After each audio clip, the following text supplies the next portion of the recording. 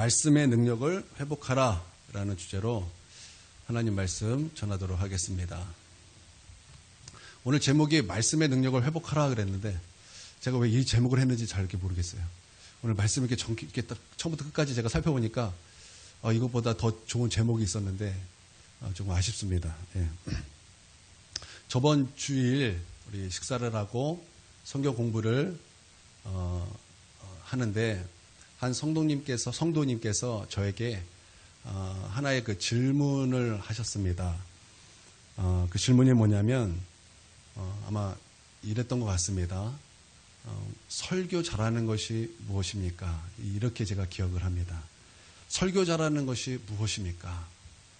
제가 그 질문을 받았을 때 제가 그 질문에 답을 뭐라고 하는지 아십니까? 모릅니다 그랬어요. 모릅니다. 근데 사실 저는 그 답은 알고 있어요. 그런데 그 질문을 들었을 때 그 질문과 함께 하나님의 그런 책망이 막 제 안에 그것이 느껴졌어요. 그 질문이 하나님의 책망이 돼서 막 저를 막 감싸는데 제가 그 질문에 정신을 차릴 수가 없었어요. 그래가지고 대답을 할 수가 없어서 모릅니다. 제가 이렇게 대답을 했습니다. 왜냐하면 저는 그 답에 있어서 수년을 외면하고 살았어요. 그리고 설교 잘하는 것을 그 답이 아니라 사람의 말 잘함을 설교 잘하는 것이라고 제가 그렇게 그냥 믿어버리고 그리고 사람의 말 잘하는 것으로 설교 준비를 했습니다. 그래서 그때 그 질문을 하셨는데 그 질문이 어떤 것인지라는 것이 생각조차 못할 정도로 제 안에 막 너무 그 책망이 너무나 컸기 때문에 막 정신을 차릴 수가 없었습니다. 그래서 제 안에 큰 고민이 있었던 한 주를 저는 보냈습니다.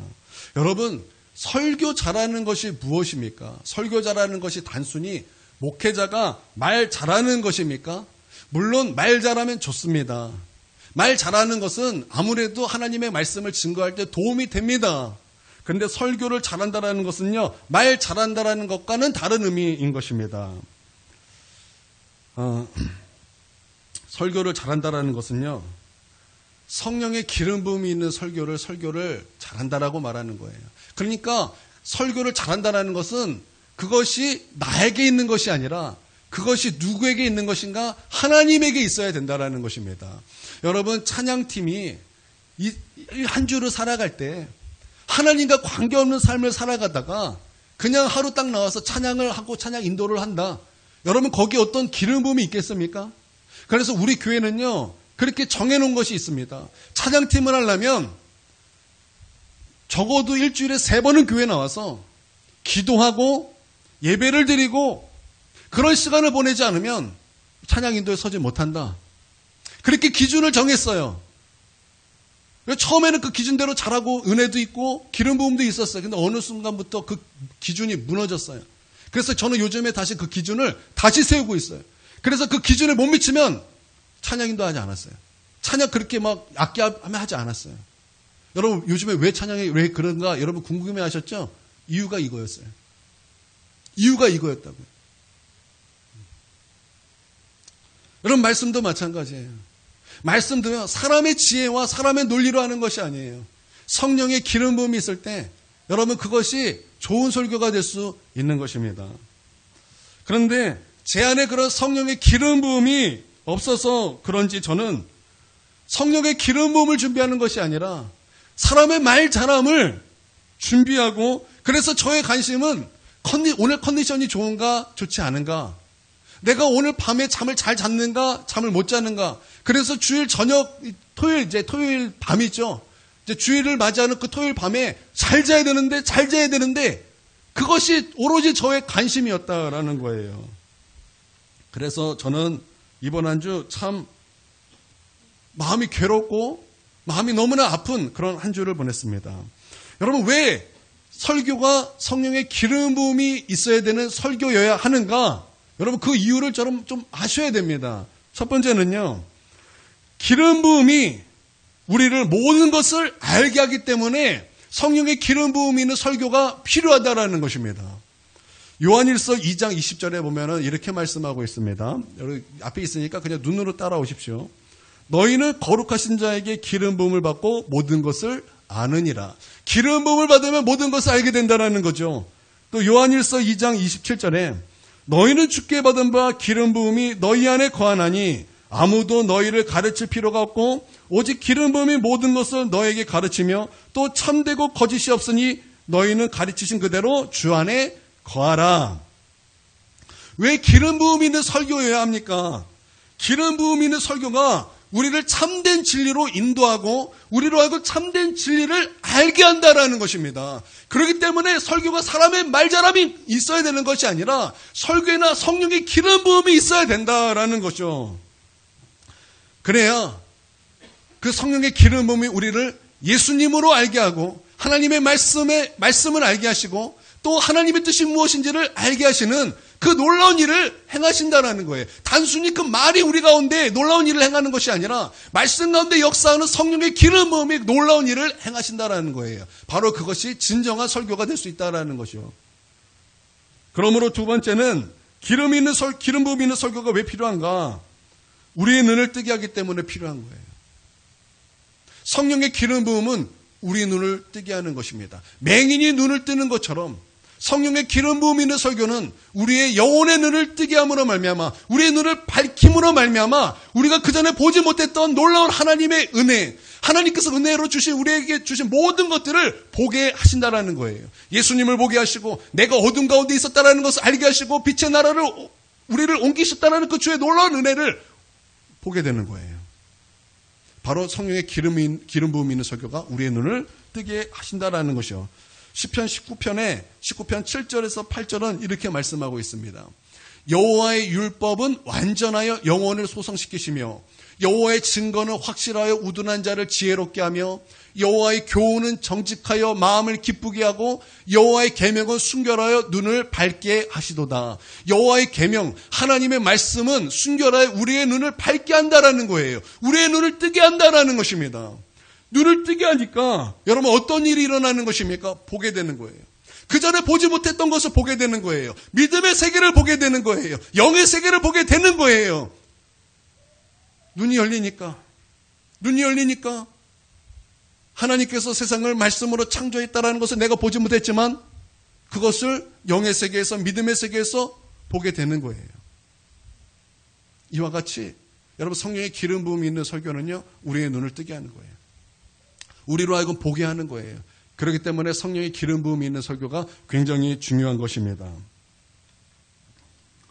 이것에 대해 사도행전 26장 18절에는 주님께서 우리 가운데 분명히 이렇게 말씀하고 있습니다.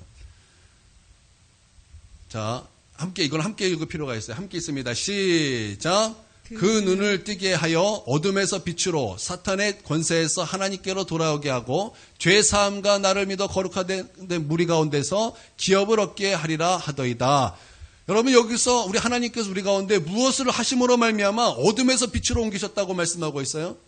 눈을 뜨게 하여 우리를 그렇게 하신다는 거예요. 여러분 주님은요 우리의 눈이 열리기를 원하십니다. 우리 주님은 우리가 눈을 뜨기를 원하십니다.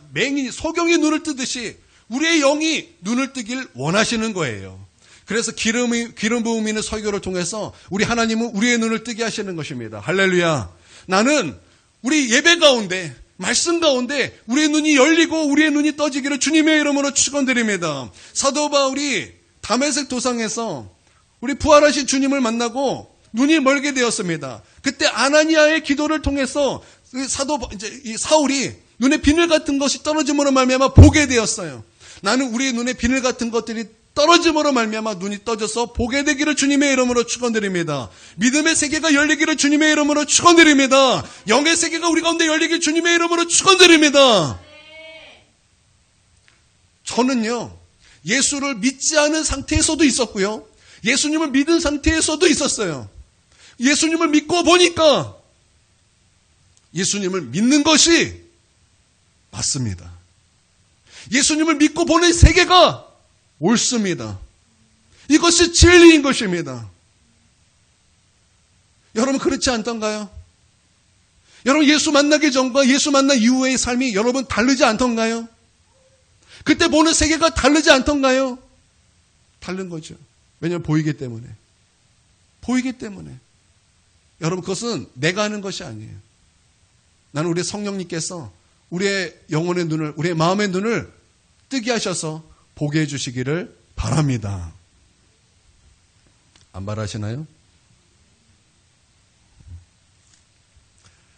세 번째는 왜 기름 부음 있는 설교가 필요한가? 그것은 우리에게 믿음을 주시고 우리로 믿음을 자라게 하시기 때문에 기름 부음 있는 설교가 필요한 것입니다. 로마서 10장 17절에 보면은 이렇게 말씀하고 있습니다. 그러므로 믿음은 들음에서 나며 들음은 그리스도의 말씀으로 말미암느니라. 그러니까 믿음은 들음에서 나는데 그 들음은 그리스도의 말씀으로 우리의 믿음이 생기고 자라게 된다. 우리 믿음이 우리 가운데 증가하게 된다라는 것인데, 여기 그리스도의 말씀이라는 것은요, 단순히 그냥 로고스의 말씀을 말하는 것이 아니에요. 그냥 단순히 기록된 말씀을 말하는 것이 아니에요. 여기서 이 그리스도의 말씀은요, 레마의 말씀이에요. 레마라는 뜻이에요. 레마. 레마가 무엇입니까? 레마는요, 하나님께서 특별히 나에게 주시는 그 말씀을 뜻하는 것인데, 이것은요, 지혜의 영, 그리고 계시의 영이신 성령께서 우리 가운데 주신 하나님의 말씀을 말하는 거예요. 우리가 선포되는 하나님의 말씀이 있습니다. 그런데 어느 순간 어떤 하나님의 말씀이 우리 심령 가운데 싹 들어올 때가 있어요. 그게 무엇입니까? 레마라는 거예요. 그게 레마라는 거예요.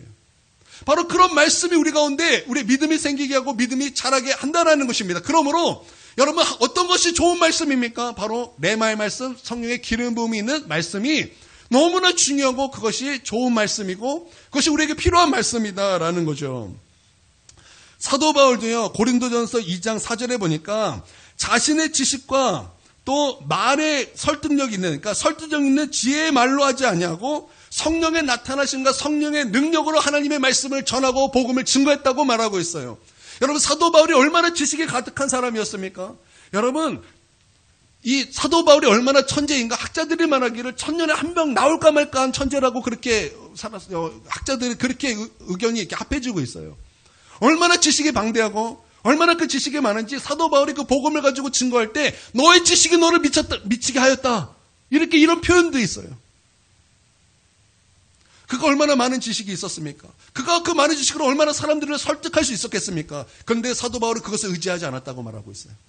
사도 바울은 그 설득에 있는 말의 지혜로 하지 않았다 그랬어요. 자기 지식으로 하나님 말씀을 전하지 않았다 그랬어요.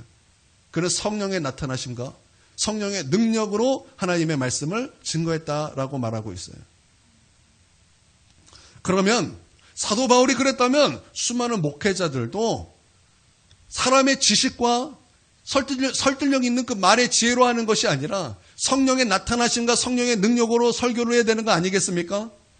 예, 그것이 맞죠. 근데 저는 바울이 그렇게 하지 않겠다라는 것을 저는 그렇게 하고 있었다라는 거예요. 그러고 보니까 제가 이런 설교를 하다 보니까 그리고 우리 성도들을 보니까 우리 성도들의 모습이 우리 성도들의 영혼이 다 죽은 것처럼 보이는 거예요. 다 죽은 것처럼 보여요. 그래서 그런지 우리 교회가 마치 생명 없는 교회가 같고 그래서 보니까 우리 교회 성도들이 성령 없는 그런 성도들의 모습 같고 또 그런 교회 같고 그래요. 여러분, 니체가 이런 말을 했죠. 신은 죽었다. 니체가 이런 말을 했어요. 신은 죽었다. 그랬더니 그 독일에 있는 뭐 교회가 발칵 뒤집어졌어요. 그게 무슨 말이냐? 취소해라. 빨간 띠 딱 두르고 무슨 말이냐? 막 그랬다고요. 그때 니체가 증거로 내민 것이 무엇인지 아십니까? 내가 왜 이런 말을 할 수밖에 없었는가? 그 증거를 내세운 것이 무엇인지 아십니까? 우리는 니체가 말한 신은 죽었다라는 것을 알고 있어요. 근데 그가 내민 증거를 우리는 모릅니다. 근데 그가 증거로 내민 것이 있습니다.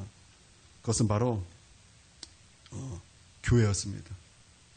그가 증거로 내민 것은 바로 독일의 교회였어요.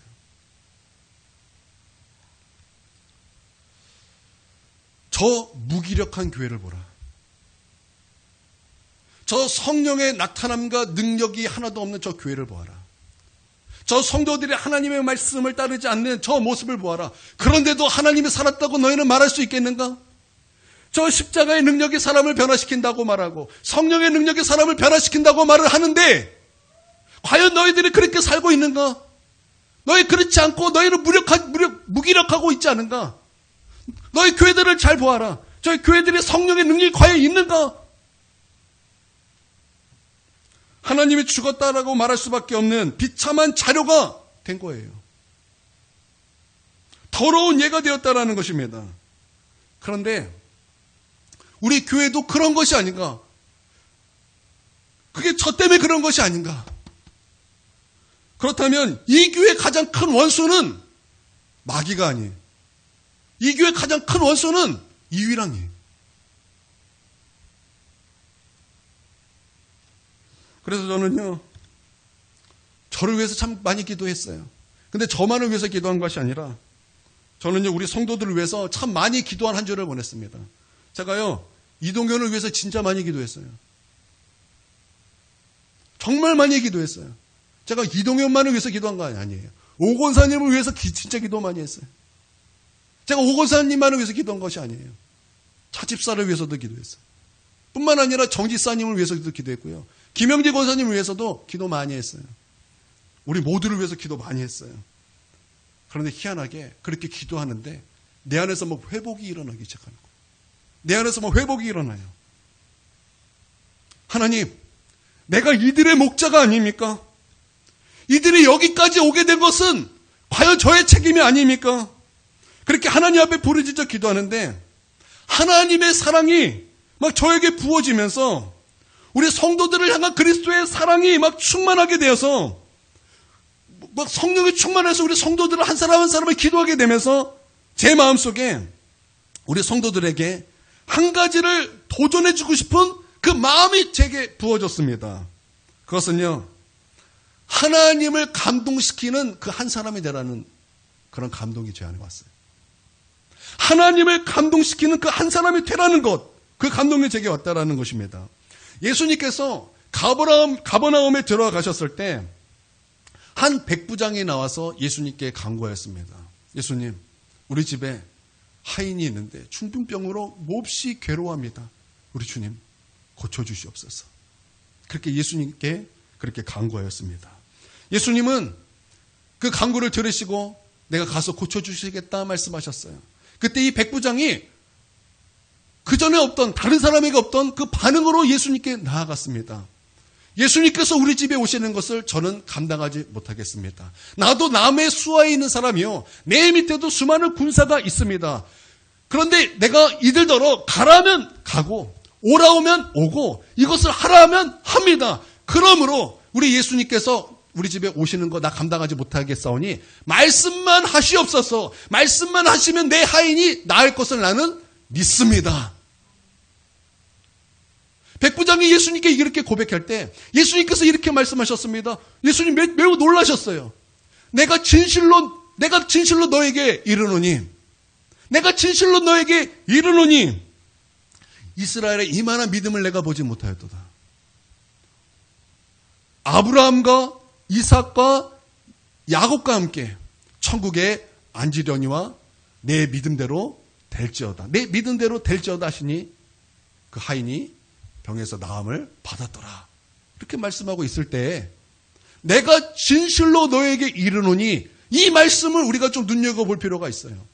여러분, 여기서 진실로라는 말은 헬라어로 아멘이라는 말이에요. 아멘. 여기서 헬라어로 아멘이라는 것은요, 우리가 지금 예배드리면서 아멘하는 그 아멘이에요. 우리가 언제 아멘합니까? 하나님의 은혜를 받고 하나님의 앞에 감동을 받을 때 우리는 아멘합니다. 우리가 하나님의 말씀에 주님 그것이 옳습니다. 주님 그것이 맞습니다. 주님 나도 그것을 동의합니다.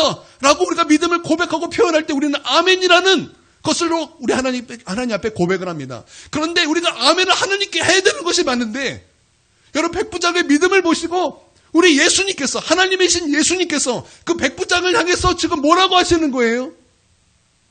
아멘 하시는 거. 아멘. 그러니까 우리 예수님께서는 그 백부장을 향해서 어떤 마음을 가지셨다라는 거예요? 어떤 마음을 가지셨다는, 감동받으셨다라는 거예요.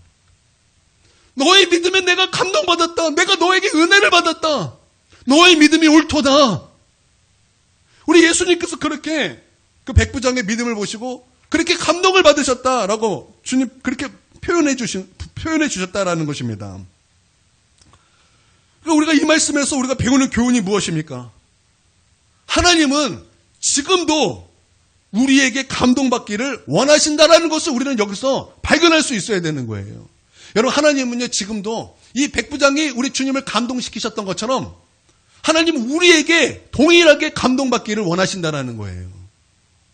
여러분, 이것을 믿습니까? 여러분, 하나님은 우리에게 감동받기를 원하신다라는 거예요. 저는 여기서 하나님께서 왜 감동받으셨지? 그런 게 너무나 궁금해졌어요. 왜 어떤 모습에서 하나님은, 우리 예수님은 감동받은 이유가 무엇일까 궁금했습니다. 그래서 그것을 묵상했습니다. 그런데 답이 금방 나와요.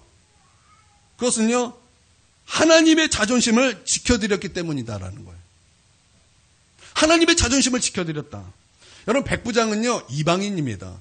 여러분, 유대인들은 이방인을 어떻게 대했습니까? 유대인에게는 선민사상이 있었습니다. 하나님께 택한 민족이라는 선민사상이 있었기 때문에 이방 민족은 개 취급했어요. 이방인들은 개. 이게 공식이었다고요. 근데 백부장은 바로 그 개라고 표현했던 바로 그 이방인입니다. 또 그는 매우 부자였습니다. 또 그는 권세가 있었어요. 부여권을 가진 권세. 부여권이 뭐냐면, 여러분, 예수님께서 채찍에 맞으심으로 이미 거의 죽음 직전까지 가셨습니다. 그리고 그 로마 군인들이 예수님을 십자가에 메고 골고다까지 막 끌고 올라갈 때 예수님께서는 도저히 십자가를 메고 골고다까지 올라가지 못함으로 말미암아 쓰러지셨어요. 그때 군인들이 지나가는 구레네, 이름 뭐였죠? 시몬이죠? 맞죠? 잠깐 헷갈렸어요. 그를 향해서 어떻게 명령을 했습니까? 너가 대신 십자가를 메고 가라. 그렇죠? 그럼 메고 가야 되는 거예요. 이게 뭐냐면 부여권이에요. 그러니까 권세가 있다라는 거예요. 권세가 있는 자. 그러니까 이 세 가지를 종합해서 말하면요, 이렇게 되는 것입니다. 백부장은 믿음이 생길 가능성이 없는 사람. 이렇게 되는 거예요. 이걸 세 가지 다 합치면 예수 믿을 가능성 없는 사람. 그런데 반면에 여러분, 유대인들은 하나님을 믿는 백성이에요. 근데 하나님께서 선지자를 통해서 유대인들에게 선포했어요. 하나님께 돌아오라. 그렇게 선포했어요. 근데 유대인들은 하나님의 선포된 하나님의 말씀에 어떤 반응이었습니까? 그게 믿어져? 이런 반응이었어요. 그게 믿어진다고? 그게 믿어져? 하나님을 거부했어요. 그렇게 하나님을 거부했어요. 그 말씀을 거부했어요. 그런데 이방인이었던 백부장은 예수님의 그 말씀을 온전히 신뢰했다라는 거예요. 그러므로 말미암아 우리 예수님 감동받으셨고 그가 하나님의 자존심을 지켜드렸다라는 거예요. 할렐루야. 여러분, 하나님은요, 지금도 하나님의 자존심을 지켜드리는 그 한 사람을 찾고 계시고, 하나님은 지금도 하나님을 감동시킬 그 한 사람을 찾고 계시는데, 우리가 성경에 하나님을 감동시켰던 그 수많은 주인공들을 보면 많은 사람들 가운데 그때 그 한 사람이라는 것을 알 수 있어요. 나는 우리 성도들이 하나님을 감동시켜 드리는 바로 그 한 사람이 되기를 주님의 이름으로 간절히 축원드립니다. 하나님을 감동시키는 사람, 하나님의 자존심을 지켜드리는 사람, 나는 그런 사람이 되기를 주님의 이름으로 축원드립니다. 사울왕 때, 이스라엘 초대왕 사울왕 때 블레셋이 쳐들어왔습니다. 그때 그 쳐들어왔던 그 블레셋의 최고의 장수는 골리앗이었습니다. 골리앗이 이스라엘에 쳐들어와서 40일을 그렇게 외치기를 하나님을 저주하고 하나님을 모욕하고 하나님의 군대 이스라엘 백성을 막 저주하고 모욕했습니다. 그때 이 사울 왕과 이스라엘 온 백성은 그 골리앗을 보고서 막 놀래서 두려워서 떨었습니다. 그가 아무리 나가서 외쳐도 싸움을 걸어도 이 사울 왕과 이스라엘 백성들이 막 두려워서 떨어서 그 싸움에 응할 수가 없었습니다. 도저히 싸울 엄두를 내지 못했습니다. 아무리 하나님을 욕을 한다 할지라도 그 눈앞에 보이는 골리앗 때문에 그는 싸울 엄두를 내지 못했다라는 거예요. 하나님은 그거 보고 계셨을 때 여러분, 하나님의 마음은 어떠셨겠습니까?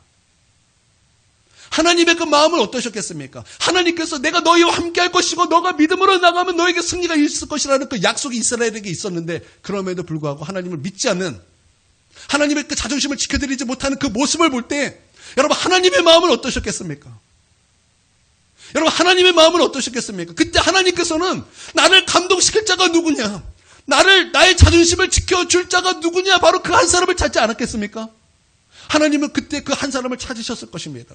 여러분, 하나님은요, 그 한 사람을 지금도 찾고 계셔요. 그때 마침 그곳에 군인도 아니에요. 군인도 아니에요. 그냥 아빠 심부름으로 형이 그 전장에 있는데 그 형이 잘 있나? 안부를 물으러 그 아빠 심부름으로 왔던 그 다윗이 그때 그 골리앗이 하나님을 욕하고 하나님의 군대를 욕하는 것을 들었어요. 듣자마자 내가 믿는 하나님, 내가 사랑하는 하나님, 내가 사랑하는 하나님의 군대인 이스라엘 군대를 욕해 너무나 화가 났어요.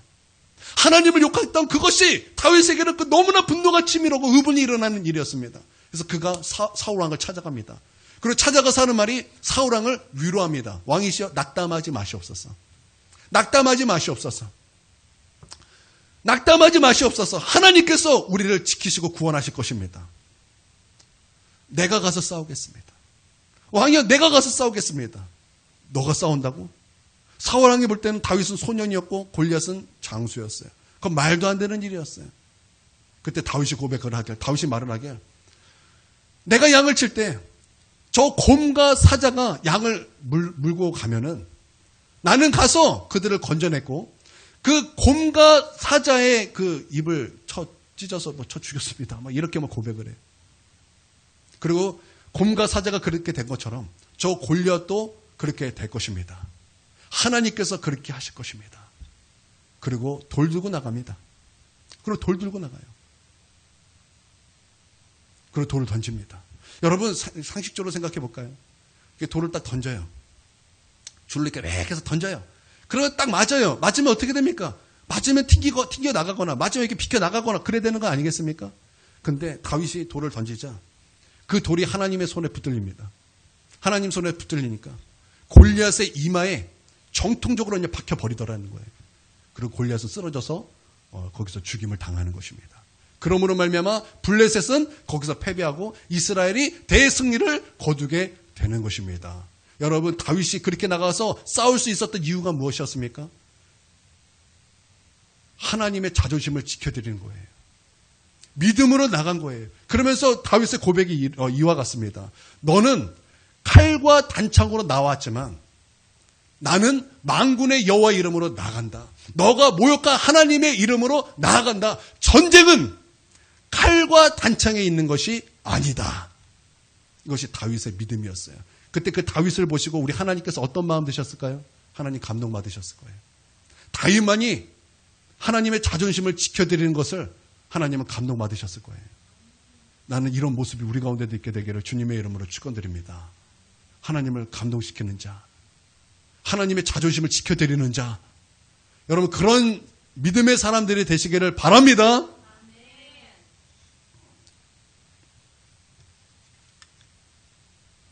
신학생 때 총학생회에서 제가 이때 신학교는 3개 학과가 있었어요.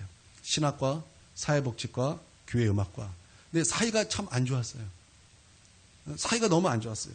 그래서 이것이 큰 행사로 잡혀서 이 3개 학과가 한 마음이 되고 또 이 행사에 온 교수가 참석하게 되는 아주 큰 행사가 되었어요. 그래서 이 행사를 어떻게 진행할 것인가, 또 이 행사를 어떻게 기획하고 만들 것인가, 이런 회의를 총학생회에서 하게 되었습니다. 그런데 이제 너무나 큰 행사다 보니까 사람들이 너무나 예민해졌어요. 예민해져서 회의가 아니라 싸움판이 돼버렸어요. 막 진짜 멱살잡이 하기 직전까지 가게 됐어요. 신학교에서도 그런 일이 종종 있습니다. 그런 진짜 살벌한 그런 상황이 되었어요. 요즘 회사도 그런가요? 회사도 그런가요? 잘 모르겠어요. 근데 제 신학교 총학회 할 때는 그런 분위기가 되었습니다. 그때 한 사람이 버떡 일어나더니 그 상황과 전혀 상관없는 말을 하는 거예요. 어떤 말을 했냐면 우리 함께 기도합시다. 갑자기 살벌해서 멱살잡이 하려는 그 순간까지 갔는데 갑자기 한 사람이 일어나서 우리 함께 하나님께 기도합시다. 그래서 가장 진짜 펄펄 뛰던 그 사람을 주목해서 그 형제가 기도해 주세요. 그러니까 우린 다 예수 믿잖아요. 기도해 달라니까 기도해야지 어떻게. 그러면서 이제 떠듬 그러면서 기도를 시작하는 거예요. 민망하죠. 본인도 기도하는 게. 하나님 우리에게 사랑을 주시고 서로에게 용서하는 마음을 주시옵소서. 그렇게 이제 기도를 마무리되었습니다. 그러고 나서 놀라운 일이 벌어지는 거예요. 조금 전까지 그렇게 막 서로 죽이겠다고 싸우는 그런 분위기가 완전히 눈녹듯 사라지고 용서하는 분위기가 되면서 모두 우리가 하나님 앞에 놓여 있다라는 그 의식을 하기 시작한 거예요. 그런 인식을 하기 시작했다라는 거예요. 그러면서 이제 얘기가 진행되는데 그때 아까 얘기했던 그 한 사람이 또 벌떡 일어나서 어떤 그 아이디어를 주장했더니 그 아이디어가 채택이 돼서 정말 이 세 개의 그 학과가 하나가 되었고 교수도 하나가 됐고 정말 큰 성공을 거두면서 여러분 그 행사를 마무리하게 되었습니다. 그때 그 일을 마치고 전부 그 일에 대해서 신기함을 경험했어요. 어떻게 그런 일이 있을 수 있지? 어떻게 이렇게 분위기가 반전될 수 있지? 그 상황이 모두 놀랄 뿐이었습니다. 그리고 한 사람이 믿음으로 깨어있는 것이 얼마나 공동체에 복된 것인가를 모두 경험하게 되었어요. 여러분 그 한 사람이 누군지 아십니까? 모르시겠죠. 그걸 모르실 거예요. 저라고 말씀을 안 드렸으니까 모르실 거라고요. 저예요. 제가 그때 저만 아니라 모든 사람들이 그때 그 상황이 깜짝 놀랐다고요. 이렇게 반전될 수 있다고? 이렇게 하나가 될 수 있다고? 놀랐어요. 여러분, 믿음으로 깨어있는 그 한 사람이 얼마나 공동체에 귀하고 복된 것인가를 우리 그때 모두 그것을 깨닫게 되었어요. 여러분, 여러분이 한 사람이 하나님을 감동시키는 자가 됐을 때 이 공동체에 얼마나 복이 되는가를 여러분 믿으시기를 바라고 나는 여러분 그 한 사람이 되기를 주님의 이름으로 축원드립니다. 하나님을 감동시키는 사람이 되시고 하나님의 자존심을 지켜드리는 사람이 되십시오. 백부장은 우리 주님의 그 말씀을 온전히 신뢰한 것이 하나님 앞에 감동이 되었고 하나님의 자존심을 지켜드렸던 것처럼 나는 우리 하나님의 모든 말씀을 온전히 신뢰하며 나아갈 수 있는 그래서 하나님의 감동이 되고 자존심을 지켜드리는 주의 백성 되시기를 바랍니다. 여러분 원망과 불평과 불신앙이 전염되는 것을 여러분 아십니까? 모세가 12명의 정탐꾼을 저 가나안에 보냈습니다. 그때 10명의 정탐꾼들이 와서 막 불평과 원망과 불신앙을 쏟아냈을 때 그 10명의 불신앙과 불평과 원망이 온 이스라엘에 퍼져버렸습니다. 전염이 되었다는 거예요. 여러분 잘 아셔야 돼요. 여러분의 그런 원망과 불평, 여러분의 불신앙은 전염이 됩니다. 내 옆에 사람에게 전염이 되고 공동체에 전염이 되는 거예요. 나는 우리 가운데 그런 모습이 있다면 그 모습이 깨어지게 되길 주님의 이름으로 축원드립니다. 그런데 반대로 한 사람의 믿음 역시 많은 사람에게 도전이 된다는 것 또한 믿으시기를 바랍니다. 여러분 블레셋의 골리앗 같은 장수가 골리앗으로 끝났을까요? 아닙니다. 이 가드 사람, 거인의 소생의 사람들이 꽤 있었어요. 골리앗의 동생이 누구예요? 우리 골리앗만 알고 있어요. 골리앗의 동생도 있어요. 라흠이. 그 동생만 있는 것이 아니에요. 삽. 이름이 삽이에요. 우리가 삽질할 때 바로 그 삽. 그리고 육선 육발. 하여튼 몇 명 있어요. 하여튼 그 언론 이제 거론된 인물이 이제 더 여럿 있습니다. 사울왕 때는요, 모두 골리앗을 두려워하고 떨었어요. 그래서 아무것도 하지 못했습니다. 그러나 다윗 왕 때는 다윗의 용사들은 골리앗을 두려워하지 않았어요.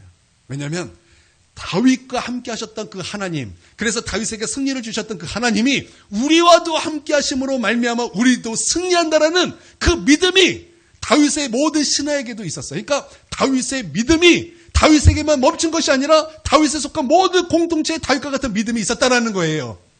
다윗을 보고 그 다윗의 믿음을 보고 모두 다 도전을 받게 되었다라는 것입니다. 할렐루야. 그러니까 한 사람의 믿음은 한 사람이 끝나는 것이 아니라 공동체의 믿음이 된다라는 거예요. 나는요, 설교 준비를 하면서 이런 마음이 들었어요. 와, 나는 여기에 모든 예화가 우리 성도들로 가득 채워지기를 원해. 나는 여기에서 하나님을 감동시키고 하나님의 자존심을 지켜드렸다라는 모든 예화가 우리 성도들에게서 나오기를 간절히 원합니다. 하나님. 제가 설교를 준비하면서 그렇게 하나님 앞에 기도했어요. 나는 이 간증이 우리 성도들로 가득 채워지기를 원합니다. 정말 간절히 원하고 원합니다. 여기 오고사님 이름이 등장하고 이 설교 가운데 이동현의 그 간증이 들어가고 또 여기에 우리 성도들 한 사람 한 사람이 그 간증이 들어가기를 간절히 원해요. 할렐루야. 그래서 우리 교회 지금 필요한 것이 무엇인가? 바로 그 한 사람이 필요하다라는 거예요. 다윗과 같은 그 한 사람, 엘리야와 같은 그 한 사람, 백부장과 같은 그 믿음의 사람 그 한 사람, 그 한 사람이 필요하다라는 거예요. 여러분, 그런데요, 하나의 또 역설이 있어요. 그 한 사람만 있으면 안 돼요. 그 한 사람만 있으면 안 됩니다. 어느 이름만 딱 되면은 다 아시는 그 유명한 목사님이 계세요. 그 대형교회 목사님이셨어요. 옛날 우리 동안교회, 서울 동안교회라고 혹시 아시나 모르겠어요. 거기에 담임 목사님으로도 계셨어요. 그러니까 말만 하면 다 아시는 유명한 목사님이에요. 그 목사님이 그렇게 대형교회 목사님이셨는데 사임을 했어요. 그리고 교회를 개척했습니다. 교회를 개척했어요. 그랬더니 그 목사님을 보고 한순간에 3,000명의 교인이 된 거예요. 야, 어떤 목사님은 개척만 해도 3,000명이 베드로예요? 3,000명이 몰려들었어요. 그러니까 사람들이 많이 모여드니까 돈이 필요하잖아요. 모두 해도 되고, 모두 해도 되고. 그래서 대출을 하러 이제 은행에 갔습니다. 그러면 보통 3,000명이 있는 교회에 담임 목사님이 이제 대출을 하면은 은행에서 대출을 해줘야 되겠죠? 해줘야 되는 거 아닙니까? 여러분, 교회에서요, 이런 측정되는 것이 있습니다. 성도가 100명이 모이면 1년에 예산이 돌아가는 게 1억입니다. 대충 1억 정도로 잡아서 그렇게 계산을 해서 그렇게 이제 대출도 되고 모두 되고 다 그렇게 되는 거예요. 그러면 이제 3,000명이 모였기 때문에 은행에서 대출 해줄만 합니다. 근데 은행에서 대출 안 된다 그러는 거예요. 왜 안 되냐? 한 사람이 있어서 안 된다라는 거예요. 한 사람 때문에 안 된다라는 거예요. 한 사람 때문에 대형교회가 되었는데 바로 그 한 사람 때문에 대출해 줄 수 없다라는 거예요. 왜냐하면 한 사람 때문에 모였기 때문에 그 한 사람이 어떻게 되면 그 교회가 사라질 수 있기 때문에 안 된다라는 거예요. 한 사람 때문에 모였기 때문에 만약에 그 한 사람이 갔다가 사고라도 난다면 그래서 그 사람이 죽게라도 된다면 우리가 빌려줬던 그 돈을 받을 수 없게 된다라는 거예요. 왜냐하면 그로 말미암아 그 교회는 해체될 수밖에 사라질 수밖에 없기 때문에 은행도 알더라는 거예요. 한 사람만 있으면 안 된다라는 거예요.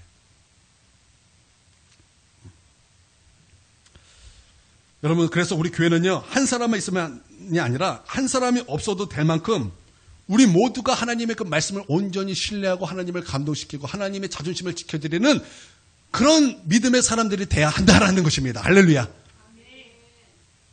그러니까 이해가 되시죠? 그런 교회가 되길 바랍니다. 룻기 1장 1절에 이제 이렇게 말씀이 시작되는데요. 한번 좀 읽어볼게요. 자, 함께 읽습니다. 시작.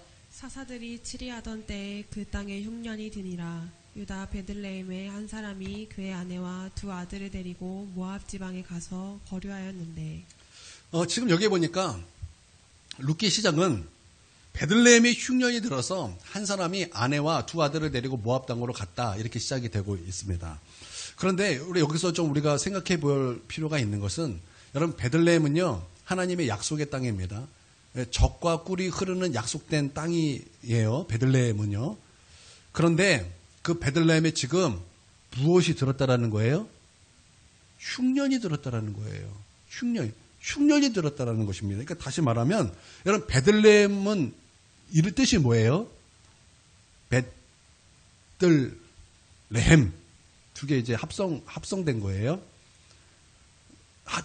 그러니까 빵집, 방앗간, 그러니까 빵집이라는 뜻이에요. 빵집. 그런데 이 베들레헴에 흉년이 들었다는 것은 빵집에 무엇이 없어졌다는 얘기예요? 빵집에 빵이 없어졌다라는 거예요. 그래서 떠나게 되었다라는 거예요. 아까 제가 이제 서두에 말씀드렸습니다. 교회는 빵집이에요. 그런데 설교는 그 중에 가장 맛있는 빵 중에 하나예요.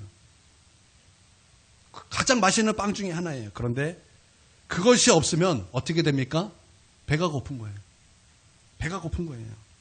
그러면 원망할 것이 아니라 여러분도 교회라는 것을 믿으셔야 돼요. 여러분 신약에서는요. 성전만이 교회가 아니라 한 사람의 성도가 교회라고 말씀하고 있어요. 그래서 너희가 하나님의 성전인 것을 너희가 알지 못하느냐? 그렇게 주님 말씀하셨어요. 그러니까 우리 한 사람 한 사람이 하나님의 성전이고 하나님의 교회라는 거예요. 그러면 이 교회에 빵이 없다고 원망만 할 것이 아니라 우리 안에 무엇이 있어야 된다는 거예요? 나도 교회이기 때문에 내 안에도 아주 맛있고 막 피어오르는 빵이 내 안에 있어야 된다는, 다시 말하면 말씀이 내 안에 있어야 된다는 거예요. 그러니까 목사님 설교가 은혜가 안 돼요만 불평할 것이 아니라 내 안에 하나님의 말씀이 여전히 살아 있어야 된다는 거예요. 왜냐하면 여러분도 한 사람 한 사람이 교회이기 때문에 그런 거예요. 그래서 우리 안에 끊어진 말씀이 회복돼야 됩니다. 우리 안에 끊어진 하나님의 말씀이 회복돼야 되는 거예요. 언제부턴가 게을러진 하나님의 그 말씀을 묵상하는 것이 회복이 돼야 되는 것입니다. 또한 말씀이 내 중심에 서 있는 그 모습이 회복돼야 되는 것입니다. 우리가 교회에서 이런저런 많은 얘기를 하지만 정말 우리 가운데 있어야 될 핵심 요소가 무엇입니까? 하나님의 말씀 아닙니까?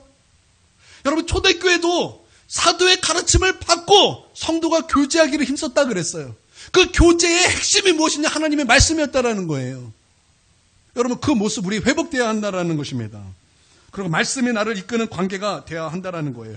그래서 내 안에서 늘 나를 살피고서 하나님, 내 안에 말씀이 없습니다.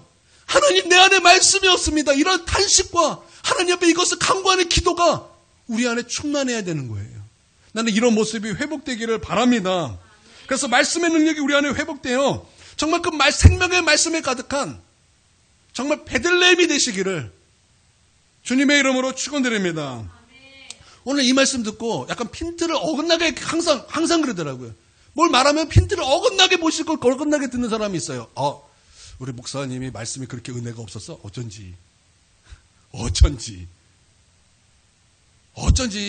그러면서 막 여기만 핀트가 맞춰져가지고 본인이 은혜 생활하는 것에는 복음도 보지 못하고 말씀만 까는 거예요. 그럼 핀트가 어긋난 거예요. 오늘 말씀의 핀트는 그게 아니에요. 오늘 말씀의 핀트는 그게 아니라 오늘 말씀의 핵심은 하나님의 말씀으로 온전히 신뢰하자라는 거예요. 하나님의 말씀을 온전히 신뢰함으로 말미암아 하나님 앞에 하나님을 감동시키는 자, 또 하나님의 자존심을 지켜드리는 자가 되자라는 것이 오늘 요지예요. 할렐루야. 여러분, 그러실 수 있는 저와 여러분이 되기를 바랍니다. 여러분, 빵집에 빵이 없는 것이 아니라 빵집에 정말 모락모락 오르는, 여러분 예전에 빵집에 이렇게 하면은 아침 새벽에 그 빵집 제가 전 지나가면 빵 냄새 엄청났죠. 그 되게 맛있는 냄새 아닙니까? 특별히 그 야채빵, 제가 기억하기에 야채빵. 그 아침에 제가 점에서 만들어서 바깥에 잠깐 내놓을 때 그때 막 퍼지는 그 냄새, 그 빵 냄새. 지나갈 때마다 먹고 싶고 사 먹고 싶고 막 그 갈등을 일으키는 바로 그 냄새. 나는 그것이 우리 가운데 가득하게 되기를 바랍니다.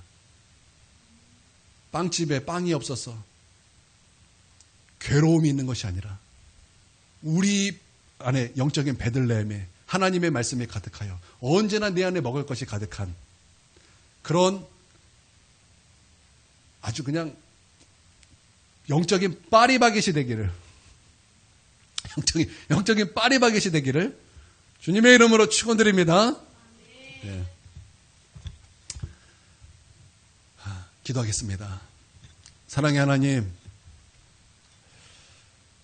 이 부족한 종을 책망하여 주시사 무엇이 하나님이 기뻐하시는 설교인 것을 깨닫게 하신 것을 감사드리고, 우리 하나님 앞에 기름 부음 있는, 또 기름 부음 안에서 기름 부음 있는 설교를 증거할 수 있도록 하나님 주의 종을 붙들어 주시옵소서.